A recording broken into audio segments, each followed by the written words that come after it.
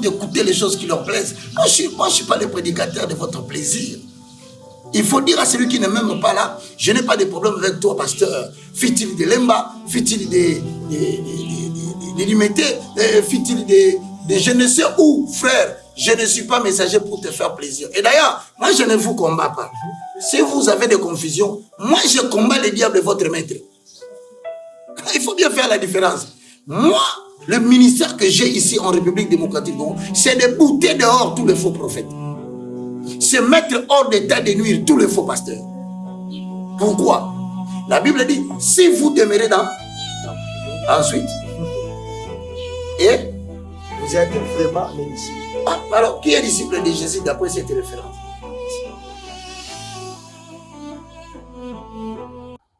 Merci beaucoup, Shalom Peuple de Dieu. Topesi bino mbote partout boza, partout bolanaka. Émission la bino Yesunde. Ba no sobo sabona na Yesunde télévision. Nzambe apambola bino. Bino ba bozo commenter, bozo liker, biska boza. Nzambe apambola yo muto priya ka soutenir émission yo. Partout ozali, Nzambe abakisa ebele pe a pambola yo. Merci na yo, merci aux branchés, merci yo ko partager, merci yo ko landa biso. Tika te Nzambe abakisa ebele na linga vato banda.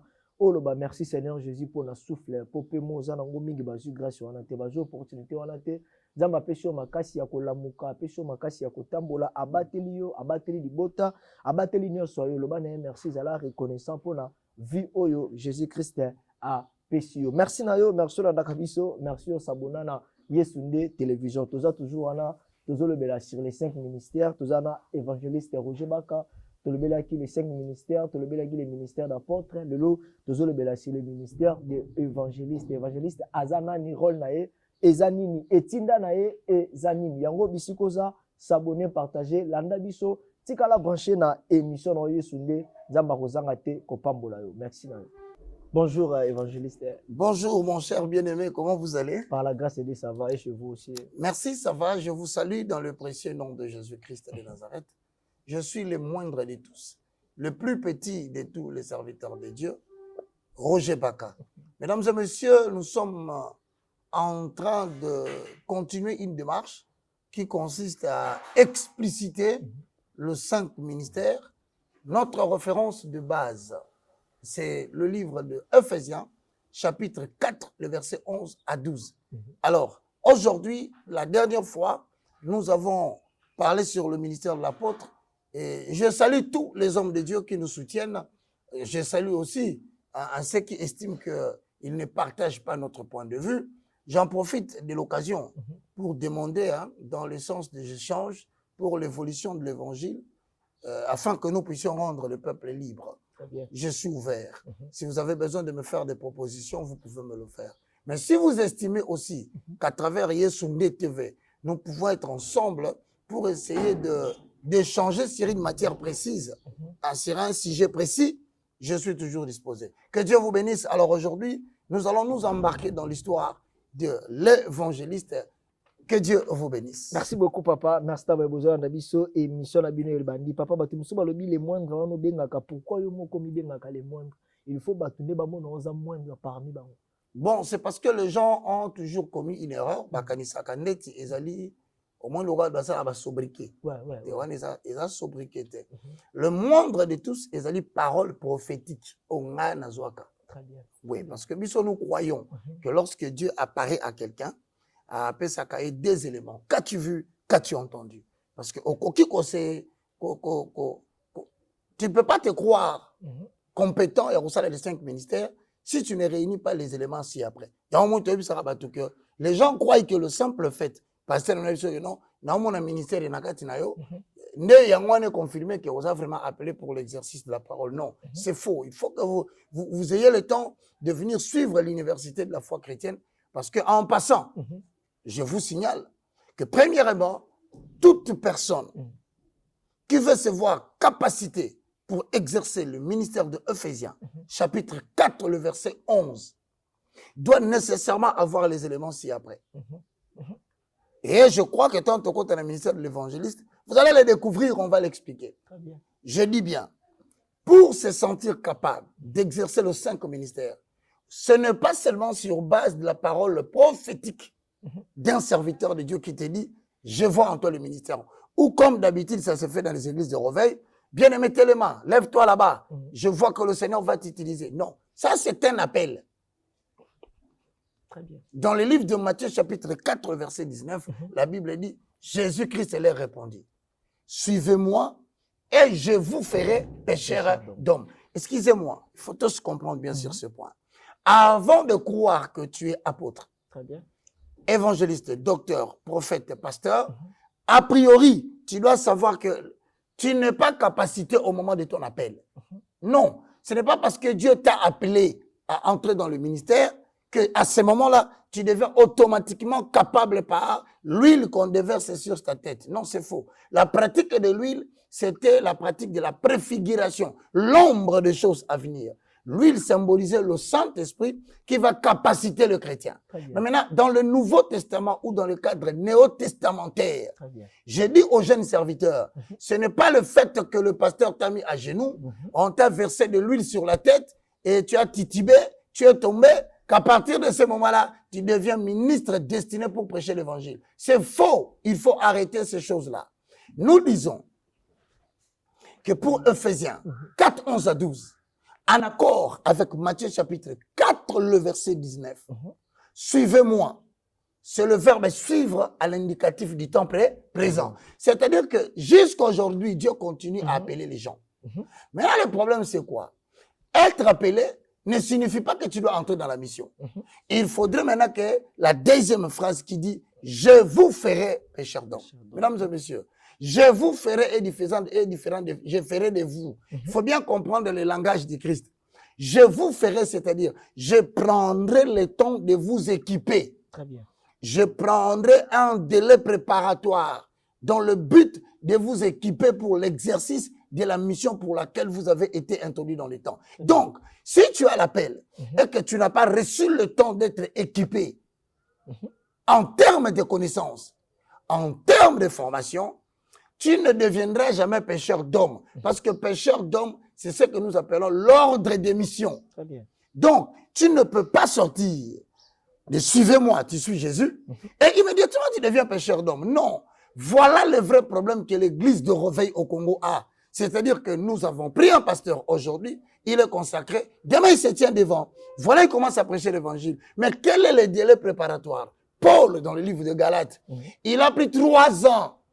Il étudiait les saintes lettres avant d'apparaître devant les gens. Frère, sœur, tu vas mourir bêtement si tu acceptes cela. Voilà pourquoi je synthétise avant d'entrer dans Ephésiens 4, 11 pour parler du ministère de l'évangéliste. Mesdames et messieurs, voici les conditions. Première condition pour exercer le ministère de la parole. La première des choses, l'expérience personnelle. Nous devons sentir en toi que Dieu t'a donné un délai préparatoire et dans ce délai préparatoire, tu as une expérience personnelle. Non pas qu'on t'a dit, non pas que j'ai rêvé, non pas que j'ai une vision, non. Avoir une vision ne te capacite pas à faire le ministère, mais ça peut justifier l'appel. Deuxième chose, tout celui qui est appelé au ministère de la parole, à part l'expérience personnelle, il doit avoir ce qu'on appelle la spécificité du message. Quelle est la spécificité du message que Dieu t'a donné? Et nous avons des ministres aujourd'hui copieurs des thématiques dans les internets. Oui.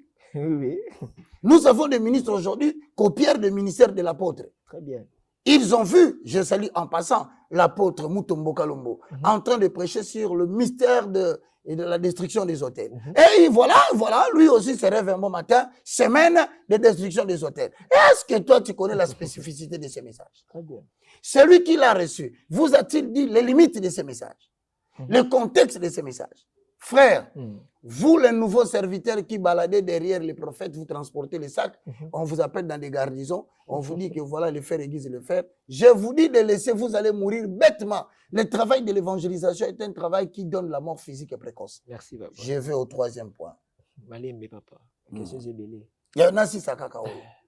Parce qu'il y a des gens qui se croient que, alléluia, j'ai lu la Bible, je parle français. Non, Dieu ne choisit pas les gens qui sont capables. Dieu choisit les gens incapables pour lui-même les capacités. Troisième fait, Vous avez retenu la spécificité du message. Troisième, c'est la spécificité des vers que Dieu t'envoie. Nous avons les juifs et nous avons les non-juifs. C'est-à-dire, nous avons les chrétiens, nous avons les non-chrétiens. Nous avons les croyants, nous avons les non-croyants. Maintenant, il faut que toi, tu me dises spécifiquement, Paul, le ministre des incirconcis, il le dit bien dans chaque épître. Moi, Paul, apôtre de Jésus-Christ, ministre des incirconcis. Toi, maintenant, tu as été appelé à prêcher les païens ou tu es appelé à prendre soin de ceux qui ont déjà reçu Jésus en tant que Seigneur et Sauveur. C'est alors qu'un jour, Paul, commettant l'erreur d'être invité par l'un des apôtres, il entre dans l'église, il crie Anastasia, qui veut dire en latin et développé en grec résurrection. Tout le monde, ils ont ramassé des pierres. On voulait caillasser, on voulait tuer Paul. La Bible ajoute même qu'on l'a fait sortir par un panier. Oui. C'est pour dire, si tu es appelé à prêcher le chrétien qui ont déjà reçu Jésus en accord avec Romains chapitre 10, le verset 9, Jean chapitre 1, le verset 12 à 13, ne va pas chez les païens, on va te lancer les pierres. Ce n'est pas ton espace de prédilection pour le travail. Donc, la spécificité des vers que Dieu t'envoie. 4. La spécificité de la mission à réaliser. Dieu est un Dieu de définition. Dieu ne peut pas travailler dans la généralité. Dieu va te spécifier quelle est la mission que tu as. Je passe vite parce qu'il y a d'autres questions. Cinquièmement, nous avons le point de départ et le point d'arrivée. Voici les choses cachées à l'intérieur qui définissent le point de départ en tant que le ainsi dit l'Éternel. Et le point d'arrivée, c'est l'espace géographique dans lequel Dieu t'attend pour œuvrer. Si tu n'as pas tous ces éléments, mets-toi en tête que tu dois les avoir en synthèse. 2. Qu'as-tu vu? Lorsque Dieu veut te capaciter au ministère, il te donne une image mentale qui incarne un message codé qu'il te révèle. Et ensuite, il y a des références bibliques qui doivent justifier ou du moins, identifier ton appel. Mesdames et messieurs, si vous n'avez pas ces éléments-là, ne vous engagez pas. Je viens de vous interdire. Dès lors que vous vous engagez sans ces éléments-là, vous vous dirigez vers la mort physique et précoce.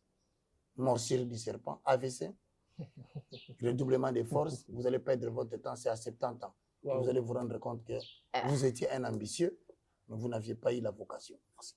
Merci beaucoup, papa. Question encore ici, c'est un bébé. Papa, est-ce qu'il n'existe pas les 5 ministères? Balobi, 5 ministères, on a surtout, ils ont un ministère de la parole. Il n'y a pas des apôtres, des pasteurs. Si, c'est spécifique. Non, c'est spécifique. Attention, la question, elle est très bien posée.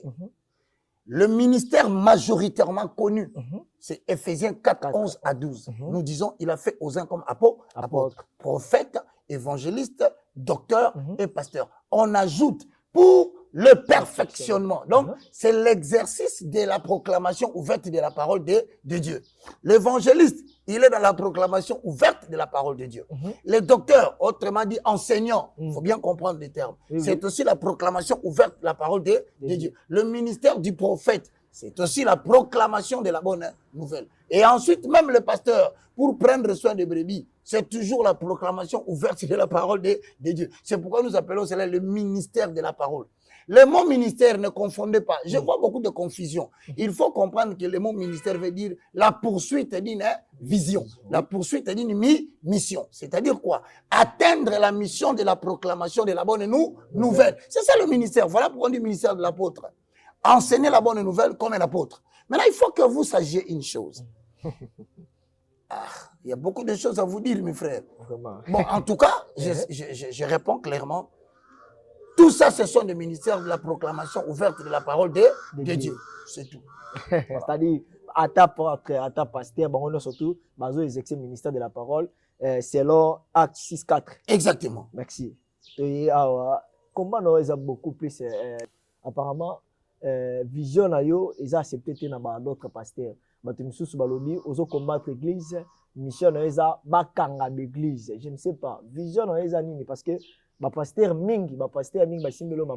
allons-y dans le livre de Jean chapitre 8, le verset 31 à 32. Posons les fondements. Jean 8. 31 à 32. Posons les fondements. Avalons les rouleaux. Moi, toutes les questions qu'on me pose, si je suis dans les faux, vous allez comprendre ce que dit Jean.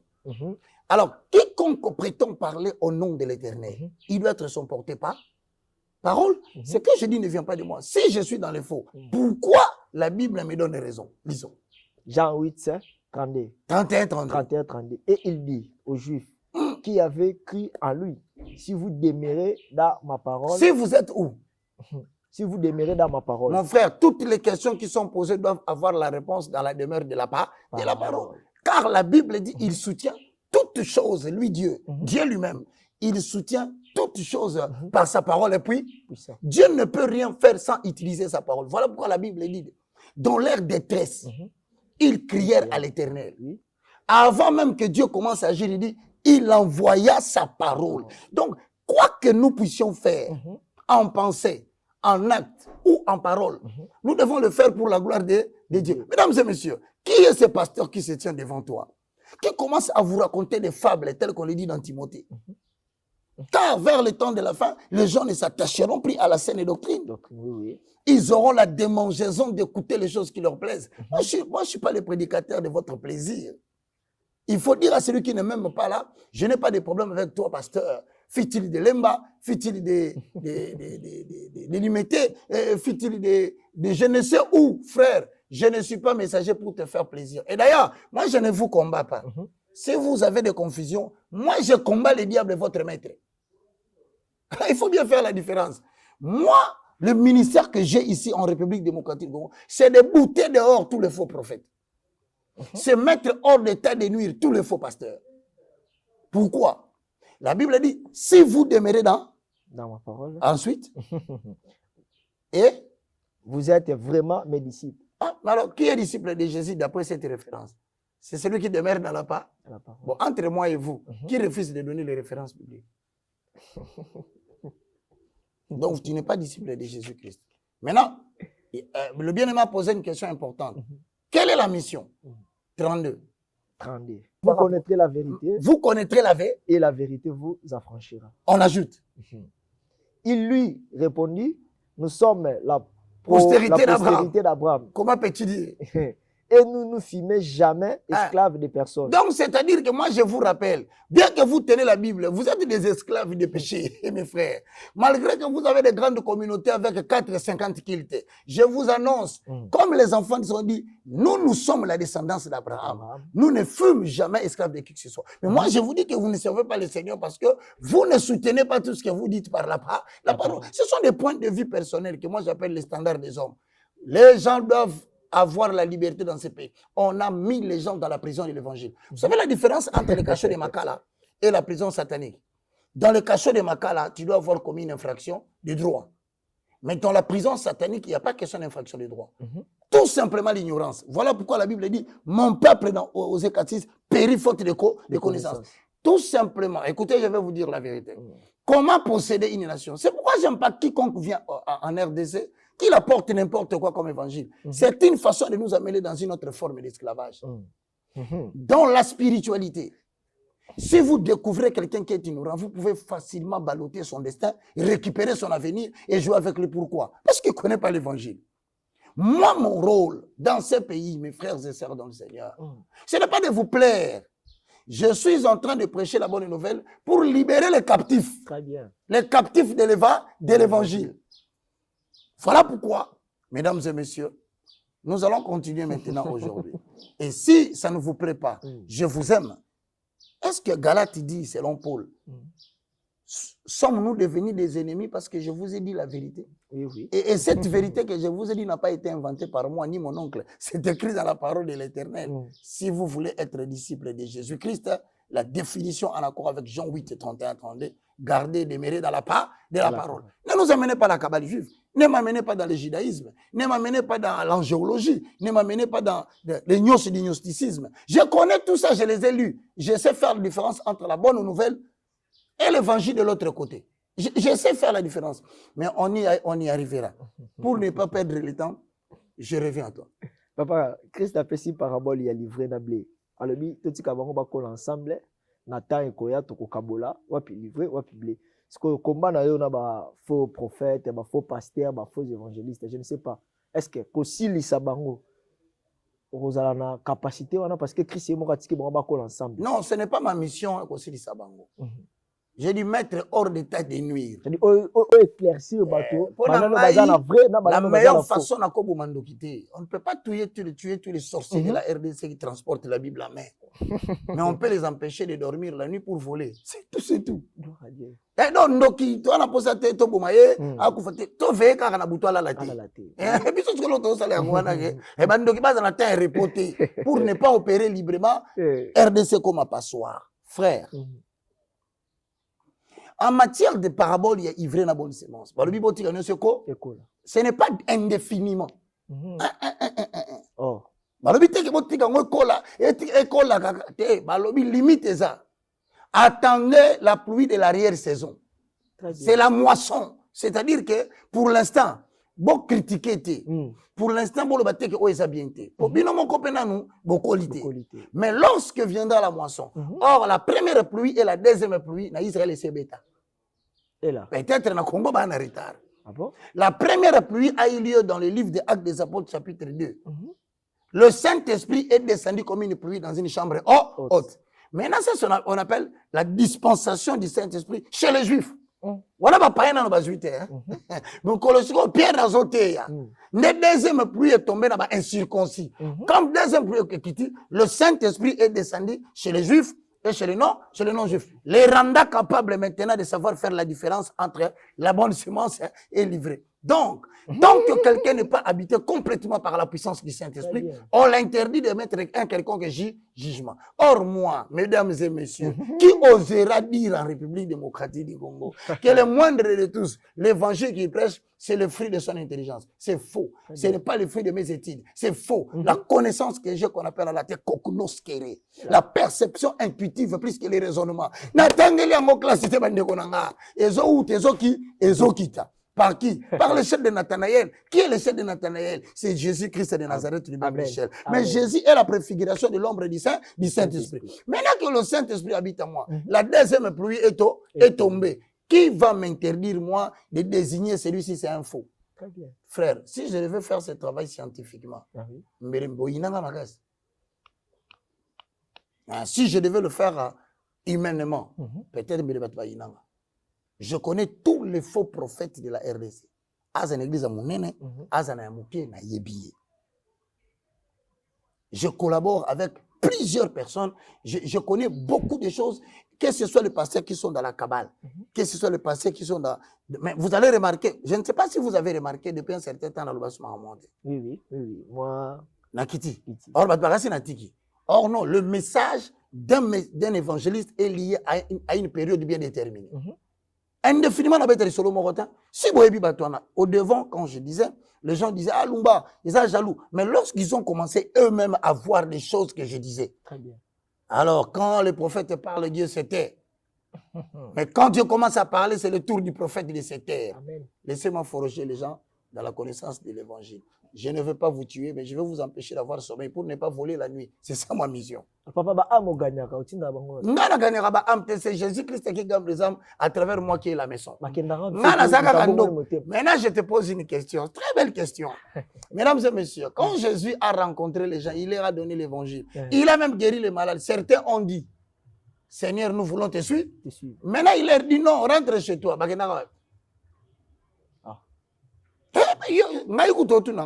Moi, je te parle de Jésus-Christ de Nazareth. Il a prié pour quelqu'un, la personne dit, Seigneur, je vais te suivre. Il dit, non, rentre chez toi. Cette personne a été partie où? Voilà ce qu'on vous dit. L'église ne vous prend pas en charge. L'église est un bâtiment. L'assemblée locale, c'est un bâtiment. Dieu n'habite pas dans les maisons construites des mains des hommes. Là où nous partons là, c'est un bâtiment qui a pour objectif de nous permettre de chercher le roi des rois, 2 ou 3. Mais attention, nous le faisons lorsque nous sommes unis au nom de l'Éternel. Quand nous sortons, Dieu quitte les liés. En sorte que Dieu ne marche pas avec l'être humain dans un bâtiment, mais Dieu marche avec l'être humain en accord avec 1 Corinthiens chapitre 3, le verset 12 à 15. Ne savez-vous pas que vos corps sont le temple du Saint-Esprit et que l'Esprit de l'Éternel habite en vous? Si l'Esprit de l'Éternel restait seulement dans le bâtiment, alors ces paralytiques qui tombaient dans l'eau, qui étaient agités, ne seraient pas guéris. Le temps où Jésus, Dieu reste sur place est déjà fini. Le temps où la guérison doit habiter dans une piscine, c'est déjà fini. Aujourd'hui, la guérison, la présence de Dieu, la présence de Jésus-Christ de Nazareth devient, ça bouge. Nous avons maintenant les bâtiments qui bougent. Jésus-Christ de Nazareth, le roi de gloire. Je vais continuer à l'élever, mes frères. Content ou pas content, moi je sais que je vous empêcherai de dormir la nuit. Donc, par conséquent, vous n'allez pas voler. Mesdames et messieurs, frères et sœurs dans le Seigneur, toutes les âmes que je gagne, le Seigneur les prend en charge au travers le paraclet. Le communicateur indispensable de la grâce. Lui qui ne dort ni ne sommeille. Je le salue. Le Saint-Esprit. Ah, il prend bien soin des gens. Moi, je dors, mes frères. Qu'on ne vous dise pas, qu'on ne vous mente pas. Moi, je dors. Et quand je dors, je fais plus de 8 heures. Je peux faire peut-être 8 heures ou moins de 8 heures. C'est lui qui prend en charge au Congo de l'Église de Dieu. C'est le Saint-Esprit. Ce n'est jamais un être humain. Ça n'a jamais été une communauté. Voici ma déclaration finale. La religion ne sauve pas. Oui, oui. Oui. La religion, l'Église, la dénomination de l'Église ne sauve pas. Ce qui sauve, c'est d'avoir reçu Jésus en tant que Seigneur et Sauveur. Accepter le message de la sanctification. Et ensuite, la collaboration parfaite avec le Saint-Esprit. Il vous guérira de toutes sortes de maladies. Il pardonnera vos péchés. Il vous conduira dans la justice. Saint-Esprit, prends soin d'eux. Vous avez la réponse. Merci beaucoup. Mais on risque de perdre le temps gagnant. Papa, 1 Chronique 16, 22. Ne touchez pas à mes oins et ne faites pas mal à mes prophètes. Je ne sais pas, ne touchez pas à mes oins. Non, je propose, pour vous éviter la perte de temps, je vous propose un livre que j'ai écrit. L'onction dans l'Ancien Testament et l'onction dans le cadre néo-testamentaire. Bon, je t'enverrai l'affiche. Hein? Pas de problème. Comme ça, tu peux exposer. Ce livre vous permet de comprendre cette référence. Touch not my anointed. And do not harm my prophet. Je suis dans la pénétration la plus profonde de ces concepts-là. Et le livre que je vous propose n'a pas beaucoup de pages. Mais si vous les lisez, vous comprenez directement. Mesdames et messieurs, j'aime bien ceux qui aiment la lecture. Je vous offre ce livre gratuitement. Merci. En PDF. Merci. Si vous ne m'atteignez pas, atteignez mon bien-aimé. Il va vous envoyer le livre parce que je vais lui donner. Merci. Ça vous permettra de comprendre, ne touchez pas, mais ouais. Et ne faites pas du mal à mes prophètes. C'est quoi l'onction? Est-ce que l'onction dédouane une personne des actes abominables du péché? Non. Non, oui. Car la Bible dit ce que Dieu veut. C'est votre sanctification. Que vous puissiez vous garder, vous préserver de l'impudicité charnelle et spirituelle. L'impudicité charnelle, c'est le fait de sortir avec une femme que tu n'as pas épousée. C'est d'être marié et prendre une fille célibataire. C'est le fait de sortir entre vous sans avoir eu l'autorisation parentale, vous n'êtes pas marié. Le suivre des communications charnelles. Mais aussi, il y a aussi de l'impudicité sur le plan spirituel. Quand vous fricotez avec d'autres dieux. Frère, quand vous êtes dans la cabale juive, bonjour maman, comprenez-nous, on est en train de faire une émission dehors. Donc, si vous fricotez avec la franc-maçonnerie, vous êtes dans l'impudicité spirituelle. Oui. Voilà un peu c'est ça. Quand papa, parce que peut-être aussi ça l'autre. Ministère évangéliste. Évangéliste azanani rôle ezanini. Est-ce que évangéliste yangonde et bengami il faut que ndabi mananzela te a ramasser batu mission ezangwala parce que beaucoup plus charge évangélisation ba pesa ngonde évangéliste parce que dans le Bible évangéliste bangonde baza chargé ya kosala évangélisation pour na l'église. Les évangélistes sont des hommes qui sont dans le ministère, comme nous venons de le dire, de la proclamation de la bonne nouvelle. Il faut souligner cela. Le terme évangéliste est un terme vraiment très particulier et nous allons nous permettre quand même de dire 2-3 mots. Mais avant de commencer, vous savez que le mot évangéliste apparaît pour la première fois dans le livre d'Éphésiens chapitre 4 verset 11. Mais est-ce qu'il y a-t-il d'autres personnes qui ont été physiquement appelées évangélistes? Actes des apôtres chapitre 21, le verset 8. Avalons les rouleaux, posons les fondements. Ah papa. Mesdames et messieurs, suivez la parole. Éphésiens 4, 11 à 8 et 11, 12. C'est ça qui Actes détermine. des apôtres, hein? Non, d'abord, je dis, le mot est trouvé premièrement dans Éphésiens Éphésiens 4, 4, 11. 11, oui. Mais ici, pour comprendre s'il y a des individus qui ont été qualifiés d'évangélistes, nous avons Acte 21, 8. Lisons. Éphésiens 4, 11. Il a donné les uns comme apôtres, Mm. les autres comme prophètes, les autres comme évangélistes. Donc, on a déjà la mention du mot. Mhm. Maintenant, va dans Acte 21, 8. Oui. Actes chapitre 21, verset 8. Nous partîmes le lendemain Mm. et nous arrivons à César. Étant entrés dans la maison de Philippe, l'évangéliste. Donc, on a déjà un homme. Mhm. Parce que dans Éphésiens 4, on donne la fonction. Mhm. On donne le ministère. Mhm. Mais dans Acte 21, 8, on détecte qu'il y avait déjà un homme. À l'époque, il s'appelait Philippe. Philippe. Il était qui? Évangéliste. Donc, mesdames et messieurs, Mhm. évangélusso, ça veut tout simplement dire celui qui proclame la bonne nouvelle à ceux qui ne le connaissent pas encore. Si l'évangéliste signifie proclamer la bonne nouvelle aux prosélytes, aux nouveaux convertis, attention, ne dites pas que l'évangéliste ne peut que évangéliser dehors. Il ne peut que prêcher la parole dehors. Non. L'évangéliste peut assumer des fonctions en interne parmi les chrétiens pour contredire les mauvaises vagues et les faux prophètes qui entrent avec des fausses doctrines. Il faut noter. Ah bon? L'évangéliste proclame la bonne nouvelle à ceux qui ne connaissent pas encore le christianisme. C'est cela qu'on appelle les prosélytes, les nouveaux convertis. N'est-ce pas? Très bien. Mais les gens croient que l'évangéliste s'arrête seulement à proclamer la bonne nouvelle à l'extérieur, là où les gens ne sont pas convertis. Mais aussi, l'évangéliste peut demeurer dans la communauté. Mais quand il demeure dans la communauté, il n'a que des missions. Contredire les fausses doctrines et combattre les faux prophètes dans le message mauvais qu'ils apportent. Voilà pourquoi un évangéliste, il est plus facile pour lui. Quand vous le constatez, vous le regardez à la télévision, vous sentez que celui-ci dans le corps de Christ, il est en train d'empêcher les faux prophètes et les fausses doctrines d'élire domicile dans la maison de l'Éternel. Il y a 54 fois, mesdames et messieurs, que ce nom est utilisé dans la Bible. 5 ans. 4 fois. Ah bon? Mais j'aimerais quand même ici donner 2-3 versets qui vont nous permettre de comprendre le sens.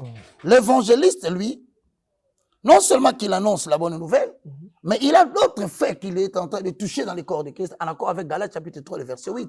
Posons les fonds, Le fondement. avalons-les. Rouleau. Ce que j'ai dit, si c'est faux, vérifiez. Mais moi, j'ai dit au passage. Galates 3, 8. Voilà, lisons.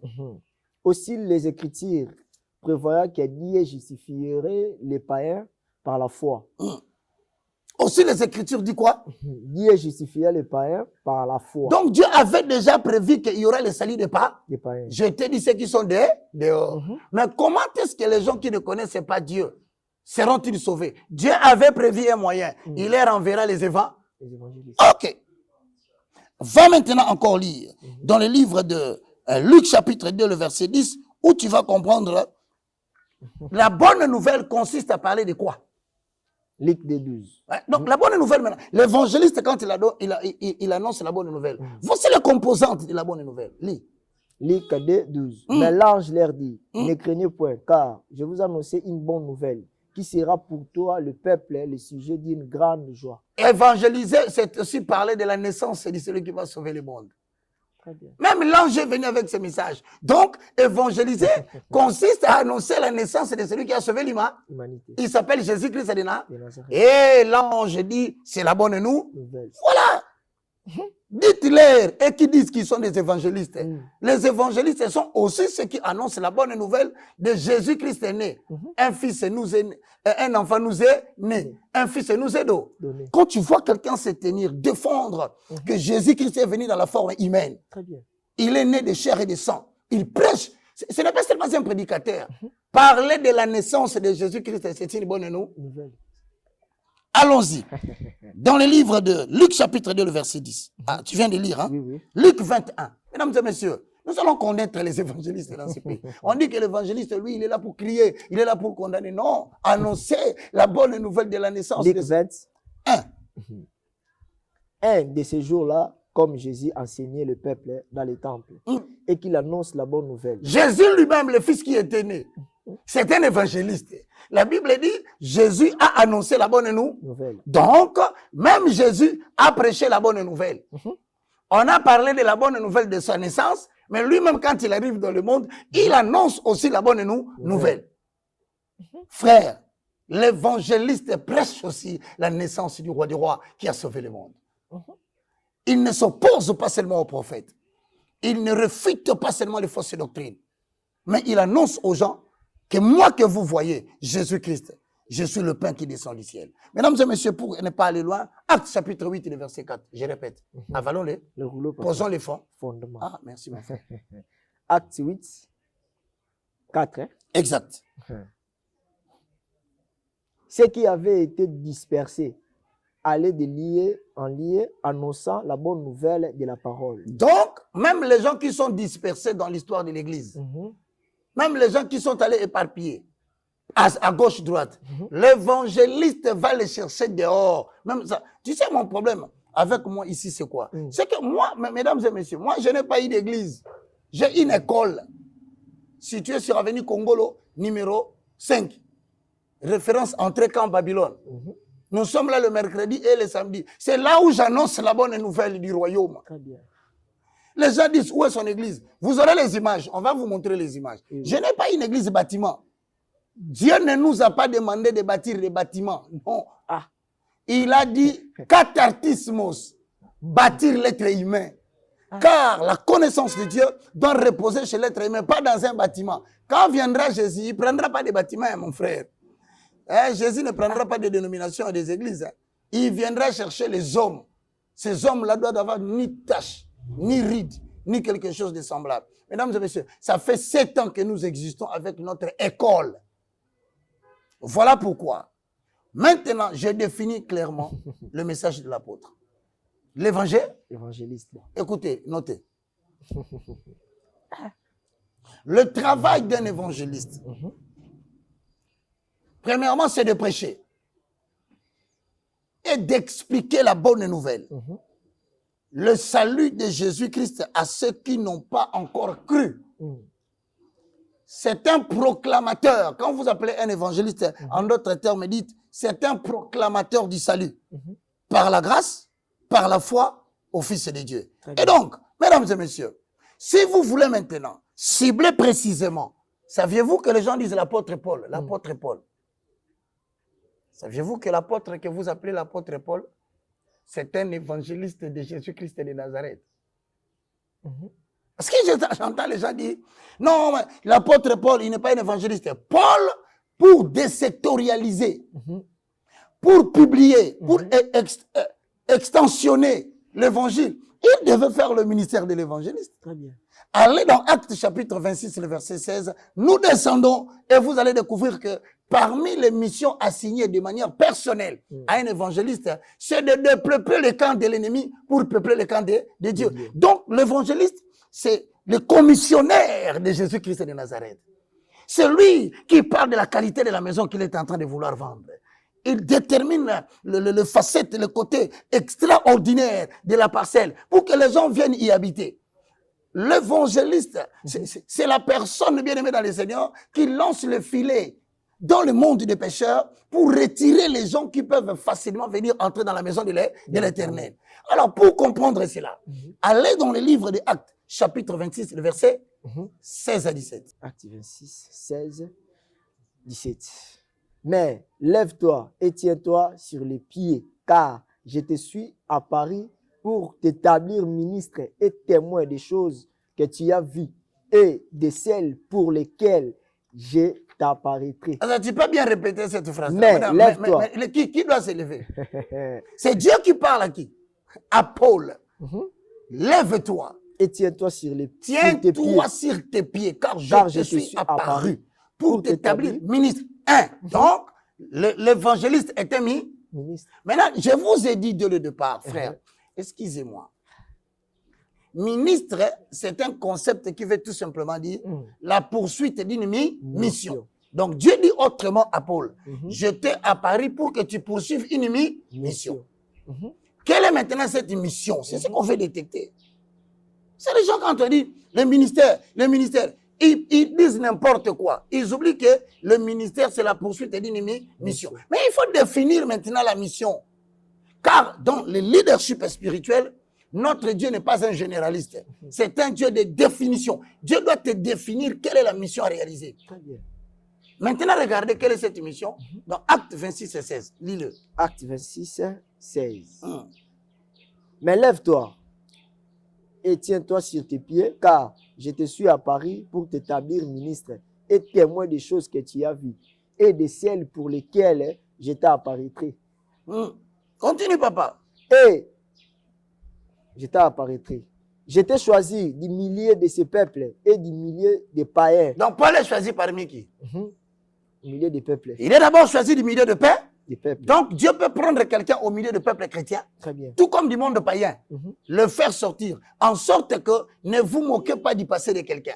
Parce que Dieu peut l'avoir amené parmi les païens, afin qu'il comprenne le système de fonctionnement du monde païen, et il le récupère. Voilà pourquoi Paul, il était d'abord un véritable un membre d'une classe sociale là. Lui, il était zélé dans les affaires comment on les appelle la classe là? Les sadducéens, les pharisiens, le pharisianisme. Dieu voulait que Paul commence par là. Donc je dis à quelqu'un qui me suit, un vrai évangéliste peut passer la moitié de son temps de vie à vivre dans le paganisme, à vivre dans le péché le plus outré, et faire même du mal à ceux qui servent l'Éternel. Cela ne veut pas dire que Dieu le rejette, il va les tuer. C'est peut-être les gens que Dieu va récupérer parce qu'il a compris ce qu'il avait fait. Maintenant, il peut facilement sauver les âmes. Ah oui, ah oui. Donc, Paul, qui était Saul, qui a participé à la mort d'Étienne, a été appelé par Dieu. Pourquoi? Parce que Dieu voulait utiliser son intelligence et ses capacités qu'il avait dans le monde des pharisiens pour pouvoir enseigner maintenant la bonne nouvelle. Donc, quand il le fait sortir, suis la suite. Verset 17.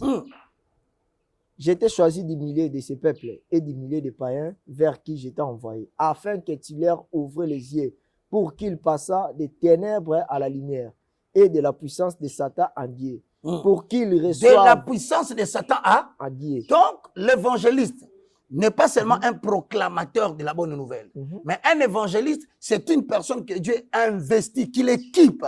Il va le pétrir de la puissance parce qu'il a reçu mandat de prendre les gens des mondes païens pour les amener vers le monde de Dieu. Donc, il fait sortir des ténèbres à la lumière. Tu vois, tel que je prêche là, tu vas trouver cela bizarre. Mais il y a des gens qui sont scotchés. Il y a des gens qui sont calfeutrés dans leur salon, impuissants de quitter la chaise. Il dit, mais quel est cet homme qui prêche avec autant d'autorité? Ce n'est pas une autorité qui est la mienne. On me l'a donné comme un équipement pour prendre les gens des ténèbres. Or, je vais vous annoncer, faites attention, il y a une différence entre les ténèbres et la lumière. Je vais donner la conclusion. Les ténèbres, ce n'est pas l'obscurité la plus profonde. Car les gens savent que les ténèbres, le monde des ténèbres, le monde amouli, c'est pas ça. Les ténèbres veut dire tout simplement l'ignorance totale de Dieu. C'est ça la définition claire. Et donc, si vous me suivez aujourd'hui, les gens qui ne connaissent pas le Seigneur, en me suivant, en suivant un évangéliste, ils ont la facilité. C'est pourquoi les gens se fâchent. C'est pourquoi les gens disent que Baka a une bonne église. Parce que c'est-à-dire qu'il y a des gens qui étaient ignorants, qui acceptaient n'importe quoi. Quand ils me suivent, ils disent, ah bon? Mais ce qu'il dit là, c'est la vérité. C'est comme la dernière fois, mesdames et messieurs. J'ai interdit aux gens de s'agenouiller devant les êtres humains. Ils étaient fâchés sérieusement. Et ils se disent, non, c'est faux. Il y a une différence entre prosterner et s'agenouiller. Voici ce que c'est. Voilà un homme de Dieu, ce qu'il recherche. Qu'on se prosterne devant lui. Vraiment, tu es encore homme de Dieu. Pourquoi tu tiens à ce que les gens se prosternent devant toi? Et pourquoi tu veux même les défendre? Selon la verset, selon Matthieu 4, quand Satan est tenté Jésus, il a prosterné devant moi. C'est normal parce que c'est normal. Satan, il fut créé par Dieu et c'est un ange. Il n'a que le droit de solliciter la soumission. Vous imaginez? Et il me donne un exemple qui me donne encore plus de force. Satan dit à Jésus quoi? Agenouille-toi devant. Donc s'agenouiller devant quelqu'un, c'est quel signe? Un signe d'humilité. De soumission totale et d'obéissance. Imaginez un seul instant, Jésus était à genoux. Quel serait devenu notre salut? Normalement. Parce que vous me donnez cette référence comme argument. Donc vous comprenez vous-même que s'agenouiller devant un être humain, c'est un signe de soumission et d'obéissance totale et de consécration pour qu'enfin la personne devant qui tu t'agenouilles te donne tout. C'est pas ça. Parce que le diable a dit à Jésus, je te donnerai tout. Toute cette gloire. Je répète. Même, bien-aimé, vous connaissez Mardochée, l'oncle d'Esther. Très bien. Un jour, Aman voulait lui demander de s'agenouiller et il a refusé. Oui. Il a dit, un juif ne s'agenouille jamais devant quelqu'un. Oui. Moi, du moins, je le dis, je n'autoriserai personne de s'agenouiller devant moi. Très bien. Car je dois ramener tous genoux captifs à l'obéissance du Seigneur. Et moi, et les autres, nous allons nous agenouiller devant le Seigneur. Mais je crois que c'est une pratique qui s'est habituée avec le temps. Ah oui. Vous voyez pas pasteur au bout qui genou moko. Ah non. C'est un être humain, papa. On ne s'agenouille que devant le Seigneur. Et je veux que cette habitude s'arrête. Je ne veux voir plus personne, même si vous partez pour saluer votre pasteur devant la chair. Courbez la tête seulement. Vous voyez, ne le dépassez pas en longueur. S'il est assis, faites en sorte que vous ayez la moyenne. C'est un signe, en termes de tradition, c'est un signe de soumission. On ne peut pas parler à une autorité, on reste élancé, lui il est assis. Mais ça n'a rien de référence publique. Donc, je dis seulement par habitude. Mais agenouillez-vous devant les gens. Je dis non. Qui qu'il soit, apôtre, bishop, nous allons tous nous agenouiller devant le Seigneur Jésus. C'est lui qui va tout nous donner, pas un être humain. Très bien. Je n'aime pas cette exploitation. À cause de cette exploitation, les femmes qui ne sont pas soumises à leur mari vont se soumettre devant le pasteur. Et c'est comme ça que les abus se commettent. Le pasteur désobéit, il outrepasse ce droit, il sort avec la femme d'autrui. Et nous apprenons que les femmes d'aujourd'hui mariées, vous respectez, nous les pasteurs, plus que vos maris à la maison. Vous nous servez chez nous au bouquet, mais à la maison, vous ne le faites pas. Frère, sœur, quand ta femme fait de telles choses, donne-lui ce message et dis-lui qu'elle a abandonné Dieu. Elle est plus qu'un infidèle. Vous ne pouvez pas désobéir à votre mari au profit de votre pasteur. Jusqu'au point où nous avons entendu les femmes dire, si tu touches à mon pasteur, ce mariage s'arrête. Ah bon? C'est depuis quand ça? Mesdames et messieurs, moi je donne la conclusion à lui de continuer ces questions. Notez. La mission de l'évangéliste est non seulement d'enseigner, mais aussi de mobiliser et conduire les autres dans l'accomplissement du grand mandat de gagner le perdu à Christ. Très bien. Chaque église devait être conduite par une combinaison d'évangélistes et de pasteurs docteurs. Je dis bien, chaque église devait avoir la combinaison d'évangélistes et de pasteurs et de docteurs. Je conclue. Des hommes qui sont doués par l'esprit pour aller chercher le perdu et des hommes doués par l'esprit pour nourrir le croyant, enfin, le conduire dans la parole afin qu'ils soient tous affermis. C'est la troisième émission, on introduction de Tobanda. Merci beaucoup, papa. On va prier pour ceux qui ont reçu l'Esprit du Seigneur et qui se sentent capables d'aller prendre les gens de l'extérieur. Même si vous n'avez pas une église, l'université de la foi reçoit tout le monde, qu'il appartient à une église ou pas, mais qui sont en lui le désir de servir l'Éternel. Père, je recommande à tous les frères et sœurs qui ont crié en ce message et qui ressentent en eux la volonté de te servir en tant qu'évangéliste. Amen. S'il y en a de ceux-là qui nous ont suivis, laisse que ton esprit puisse les impacter. Et que cet enseignement reste gravé dans leur mémoire. Amen. Pour leur donner la passion. Je recommande aussi ceux qui ne croient pas à ce message, ceux qui matin, midi, soir, Père éternel, aussi peu qu'ils sont, se promènent pour déranger ton ministère. Touche-le et rencontre-le comme tu as raconté, seul sur le chemin, Père éternel et Dieu de Tarse. Je te prie, oh Dieu, de réveiller les héros, de réveiller les évangélistes dans ces pays pour contredire la mission combien satanique qui est en train de prendre le contrôle de ton œuvre. Amen. Bénis cette émission et protège-nous par ta grâce. Au nom de Jésus-Christ. Amen. Amen. Mesdames et messieurs, si vous voulez avoir les livres, c'est les 090 79 66 785. Les 090 79 66 785. Je vous enverrai sur PDF. Je l'enverrai aussi au serviteur de Dieu et le bien-aimé. Ça lui aussi va vous envoyer. Merci beaucoup, papa. C'est moi qui te remercie. Merci à Bolandi Bisso, merci à la réalisation, merci aussi à Bolandi Bisso de RB Télévision. Zambe A, Pambolabino, merci papa pour la pour l'édification. Zambe A, Pambolabino. Moi, je dis merci. Kola Pambolosa a idée à bien. Je pense, je suis un être humain. Je crois que tu as un appel. Amen. Parce que ton affinité aux choses saintes, ça m'étonne quand même de voir assez un jeune homme qui fait le journalisme, parce que c'est difficile de faire l'évangélisation dans le monde des médias. C'est pas facile. Oui. Nous allons détecter dans la suite des temps. Dieu va t'utiliser. Beaucoup, je crois, dans la mission de l'évangile. Soyez bénis. Merci beaucoup. Merci beaucoup, Kala. Branché. T'écoutez dans la prochaine émission. Au revoir. Au revoir. Merci.